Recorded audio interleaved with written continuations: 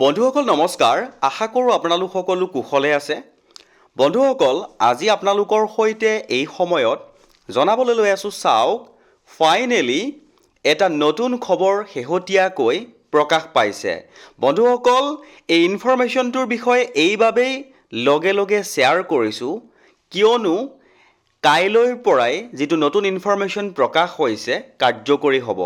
আৰু আপোনালোকক অফিচিয়ালি যেটো ইনফৰমেশ্যন প্ৰকাশ পাইছিলে সকলো সবিশেষ আপোনালোকক জনাবলৈ যত্ন কৰিম বন্ধুসকল দেৰি নকৰাকৈ আপোনালোকৰ সন্মুখত মূল ইনফৰমেশ্যনটো দেখুৱাবলৈ লৈ আছো চাওক বিশেষকৈ ষ্টেট বেংক অফ ইণ্ডিয়াৰ পৰা লোন ল'বলৈ বিচৰা সকলৰ বাবে শেহতীয়াকৈ প্ৰকাশ হ'ল এটা নতুন খবৰ বন্ধুসকল আজিৰ এই ভিডিঅ'টোৰ জৰিয়তে আপোনালোকক এই গুৰুত্বপূৰ্ণ ইনফৰমেশ্যনটোৰ সম্পূৰ্ণ সবিশেষ আপোনালোকে বুজি পোৱাকৈ আৰু সহজ সৰলকৈ জনাবলৈ যত্ন কৰিম এটা গুৰুত্বপূৰ্ণ ইনফৰমেশ্যন পাইছোঁ আৰু লগে লগে আপোনালোকৰ সৈতে শ্বেয়াৰ কৰিছোঁ আশা কৰোঁ আপোনালোকে ভিডিঅ'টোৰ সৈতে সহযোগিতা কৰিব তে বন্ধুসকল আপোনালোকৰ সন্মুখত মূল ইনফৰমেশ্যনটো মই দেখুৱাবলৈ লৈ আছো চাওক State Bank of India has reduced its lending rate by 25 basis points following the Reserve Bank's policy rate cut, making loan cheaper for existing and new borrowers. With the latest round of reduction, the external benchmark linked rate EBLR of SBI will fall by 25 basis points to 7.90%. এটা গুৰুত্বপূৰ্ণ information শেহতীয়াকৈ প্ৰকাশ পাইছিলে আৰু আপোনালোকক এইখিনিতে জনাবলৈ বিচাৰোঁ যে যোৱা কেইটামান দিন আগতে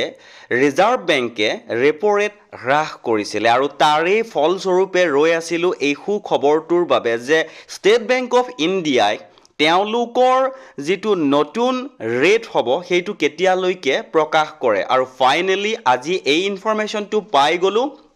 পোৱাৰ লগে লগে আপোনালোকৰ সৈতে শ্বেয়াৰ কৰিছোঁ এটা গুৰুত্বপূৰ্ণ ইনফৰমেশ্যন কাৰণ ষ্টেট বেংক অফ ইণ্ডিয়াই তেওঁলোকৰ যেটো এক্সিষ্টিং যেটো পইণ্টছ আছিলে 25 বেচিছ পইণ্টছ তেওঁলোকে কাট কৰিছে বুলি শেহতীয়াকৈ এটা গুৰুত্বপূৰ্ণ ইনফৰমেশ্যন প্ৰকাশ পাইছিলে আৰু আপোনালোকৰ সন্মুখত মই ষ্টেট বেংকৰ অফিচিয়েল ইনফৰমেশ্যনটো দেখুৱাবলৈ যত্ন কৰিছোঁ যেটো ডিচেম্বৰৰ পৰা ইফেক্টিভ হ'ব অৰ্থাৎ কাৰ্যকৰী কৰা হ'ব ডিসেম্বৰ 2025 আপোনালোকৰ সন্মুখত মই দেখুৱাইছোঁ আজিৰ এই সময়ত যিসকল গ্ৰাহকে লোন লৈ আছে বা নতুনকৈ লোন ল'বলৈ বিচাৰিব তেওঁলোকৰ কাৰণে এটা গুৰুত্বপূৰ্ণ সুখবৰ বুলি ক'ব পাৰি কাৰণ ৰিজাৰ্ভ বেংক অফ ইণ্ডিয়াই যেতিয়া ৰেপো ৰেট হ্ৰাস কৰিছিলে তাৰ ফলস্বৰূপে আজিৰ তাৰিখটোতেই ষ্টেট বেংক অফ ইণ্ডিয়াৰ অফিচিয়েল ৱেবছাইটত এটা গুৰুত্বপূৰ্ণ ইনফৰমেশ্যন দেখিবলৈ পালোঁ আগতে EBLR আছিলে 8.15 প্লাছ CRP প্লাছ BSP আৰু নতুনকৈ হৈ গ'ল 7.90 বন্ধুসকল দেখিবলৈ এইখিনিত বহুত বেছি পাৰ্থক্য দেখা নাযায় কিন্তু যেতিয়া লোনৰ EMIৰ যেতিয়া আমি চকু ফুৰাবলৈ যত্ন কৰিম তেতিয়া সেই গুৰুত্বপূৰ্ণ পৰিৱৰ্তনটো আমাৰ চকুত ধৰা পৰিব বন্ধুসকল RLLR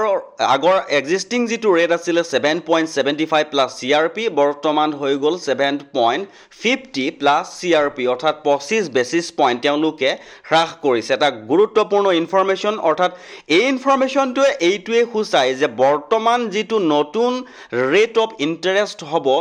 লোনৰ সেইটো আগতকৈ যথেষ্ট কমত গ্ৰাহকসকলে লাভ কৰিবলৈ সক্ষম হ'ব বন্ধুসকল এটা গুৰুত্বপূৰ্ণ ইনফৰমেশ্যন পালোঁ আৰু লগে লগে আপোনালোকৰ সৈতে শ্বেয়াৰ কৰিলোঁ যদি ইনফৰমেশ্যনটো ভাল লাগিছে তেনেহ'লে আপুনিও এবাৰ শ্বেয়াৰ কৰি দিব বুলি আশা ৰাখিলোঁ